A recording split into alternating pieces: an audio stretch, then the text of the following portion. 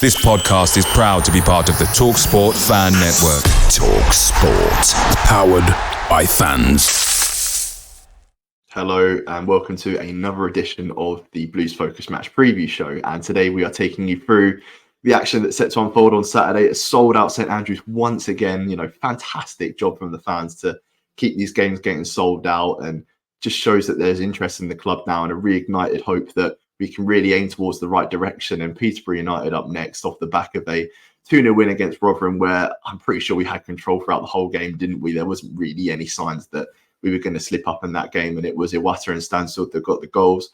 Once again, much like they did against Wrexham, and yeah, really good sign, isn't it? The fact that Iwata scored once again from outside the box, an absolute thunderbolt of a strike, and Jay Stansfield showing the quality, I guess, that a £50 million striker delivers with that cheeky chip over the goalkeeper to put us in control in 2-0. I think that was around about the half an hour mark. And from that point onwards, we kind of just seed out the game, didn't we? Not really getting out of a low gear that we were in. And it just goes to show that there is levels to our game. And if we can crank up the pressure, then we do so. And with Peterborough up next, they've won 3 games this season in League One. They sit 8th place. Darren Ferguson back at Peterborough for his 4th stint in charge, which is quite unbelievable. But I'd say their fans probably kind of optimistic about this season. They've got a lot of talented players, which I'll get onto further on in the match preview. But with Birmingham now, we've got so many quality players, and I think it's teams that are going to be starting to worry about us rather than us worrying about them. And that's a narrative that I'm more than happy to see, to be honest, because it's been so long that whenever we've been doing these previews or whenever Birmingham fans have been looking towards the next fixture, they're thinking,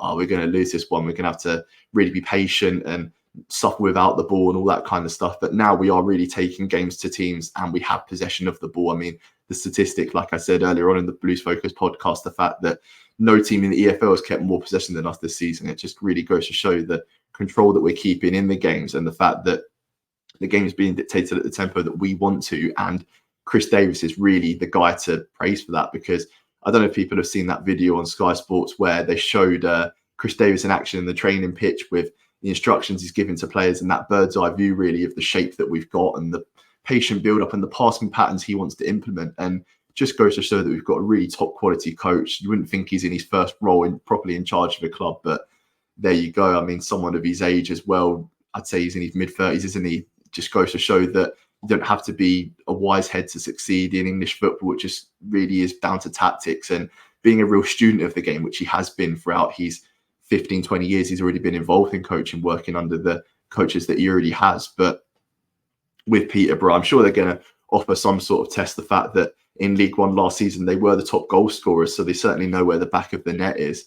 And with Peterborough, the history that we've had against them in the Championship a couple of seasons ago, we didn't actually beat them in the 2 games we played against them. We lost 3-0 at their place and drew 2-2 at St Andrews. So we haven't beaten since 2013, which is a long time coming. And hopefully we can right them wrongs of the past and continue to go in this upwards trajectory that the club seems to be going on. But with the Peterborough perspective, we spoke to Rob from Hard Truth to get the lowdown on what them guys are thinking ahead of this fixture and what they think the score's going to be as well.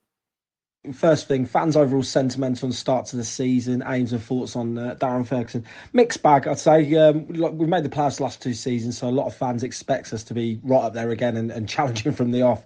We've had a couple of good performances away, but it's not clicked yet. We've been a bit hit and miss. We've had good spells in games still, but we've had a lot of new players to integrate. They're not quite gelled there, if I'm honest with you. I think proper fans, not your tribal ones, know where we are and happy to be patient, see how it pans out. We've always played good football under Darren Ferguson, so nobody is kicking off or doubts about him, unless, as you know, in fan bases, some have got a bit of an agenda. How expect Posh side? We normally line up with like a 4-2-3-1, if that's right. I'm sure somebody might pull me up on it, but like a back 4, 2 kind of holding midfielders, and then we've got like someone in the number 10, the 2 wide guys, and then 1 up front. But the 1 up front is kind of like a 3.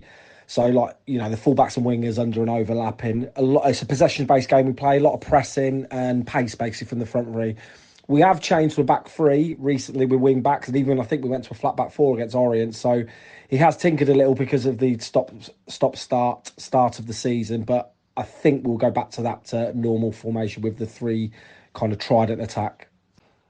Players to watch, Kwame Poku is the main man. and he's going to be the next one that's going to be sold for millions, which is what we do basically. We had Ephraim Mason-Clark last season, who went to Coventry, who got the majority of the goals, and Poku had a good season well last year, but in terms he wasn't quite the level of Ephraim, and he stepped up already, 5 goals.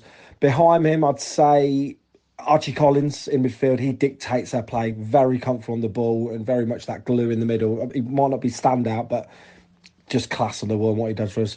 The other night we mentioned, which kind of splits the fan base, is Ricky J. Jones. He's just rapid and a handful. Your defenders won't rest. Any back passes, he will be on it. He's still not quite the finisher that we need in terms of we're missing that 20 goal a season striker like we had in Clark Harris, but he'll frighten anyone in the back line. And if it does click, he could be a hell of a player for us. Score prediction for the game. I can't and won't ever predict my team to lose, no matter where we go. But I'm really impressed with how Birmingham recruited, and know this is going to be probably the most difficult game of the season away. So if we come away with anything, I think it will be a bonus. I'm quite realistic of the difference in clubs and what we've spent. I'll go for, because we can score goals, I'm not confident we keep clean sheets. I'm going to go for a 3-3 draw, because on our day, if it clicks, we can score against anyone in this division. We were the top scorers in this division last season. Maybe if I'm being cheeky and ambitious, a 4-2 away win. Anyway, should be a good game. Look forward to it. Cheers. So that was Rob from Hard Truth going with a 4-2 win for Peterborough. I'm sure you'll get pretty good odds on that, to be honest. But as you said there about Kwame Poku, that's the person that I picked out, really looking at the Peterborough statistics. The fact that he's got 5 goals already coming off the right wing, really dangerous threat, powerful, pacey. And Peterborough, they seem to unearth these gems, don't they? Whether it be Mason Clark or Ivan Toney from years gone by, or even Sammy Schmodix, who came through the ranks at Peterborough. So they've had some really good quality players that they've nurtured through League One, and Kwame Poku seems to be the next big player for them. But with this Birmingham starting lineup, I'm going to go with Peacock Farrell in goal. There was question marks about him at the start of the season, but the fact that now he's kept a clean sheet, hopefully that's the start of, a real momentum for us in terms of being solid at the back and not conceding many goals. And right back, I could actually see some experiment going on there, because as much as Gardner Hickman done a decent job, didn't he, against Rotherham, the fact that we kept a clean sheet, but I think he may even go with Samstead, just experimenting, seeing what these other players can offer. And as much as you don't want to change a back four that's already kept a clean sheet, one of the changes I'm going to get onto, which is Davis out and Bielik in, it makes us stronger, I think, because as much as Davis done well to come in and keep the clean sheet, so much of our passing and possession play comes from Bielik, and being that orchestrator, being the captain that he is. And the captain that was last week against Rotherham was Christophe Clara, who I think will keep his place alongside him. I mean, he's been superb so far, isn't he? I like to call him the Blues Beckenbauer because of the just composure that he has at the back, and he seems to, do all this stuff without breaking a sweat. And left back Alex Cochrane, he'll have a tough task when he's defending against Poku, like I mentioned earlier, a real goal threat, but the attacking threat that he offers, and he's someone that's been really composed so far, and someone that I think really highly of as well. And the two holding midfielders, it seems to be Paken and Water now, doesn't it? The fact that they've done so well combining and adding that composure to the middle of the park and being able to contain possession, but then also look for that strike as Iwata did, or that forward pass like Pate does, where he just kind of chips it over the top, so delicate.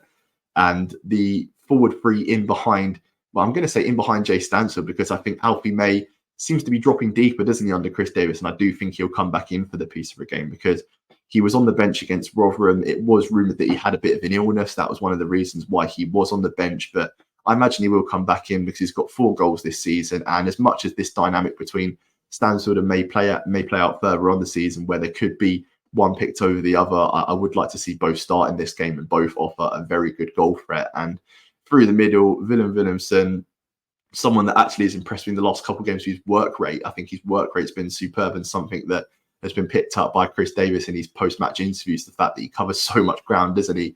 Really intense in his pressing and wants to win the ball back. And I'm sure that's something that the technical team would have looked at before bringing him in as a criteria, because it seems to be that Chris Davis' ball involves winning the ball back very high and looking to, play with a purpose. And that ball over the top for Stansfield for his goal last week was superb, wasn't it? So hopefully he stays in the team. And Emil Hansen, I'm just hoping he gets his goal. I want him to start again. And he's done so much in the team already to improve on the wing as we've had before. And I think if Hansen starts in this game against Peterborough, he will get on the score sheet. And up front, like I said, the £15 million man, Jay Stansfield, with an excellent goal against Rotherham. And I hope he can build on that in the minutes he's had so far in League One. And my score prediction for the game, I'm going to go with Birmingham 3, Peterborough 1, because Peterborough, they do like a goal, as I said before, highest goal scorers in League One the season before, so they certainly know where the back of the net is, but they have leaked a lot of goals, with only Blackpool in the top half conceded more goals than Peterborough so far this season. So I'm going to go with another 3-1 home victory, another 3 points on the board, and hopefully that will get us back to the top of the league. But be sure to like, share, comment, subscribe, leave your score predictions down below of what you think the score is going to be for this game, and most importantly, keep right on.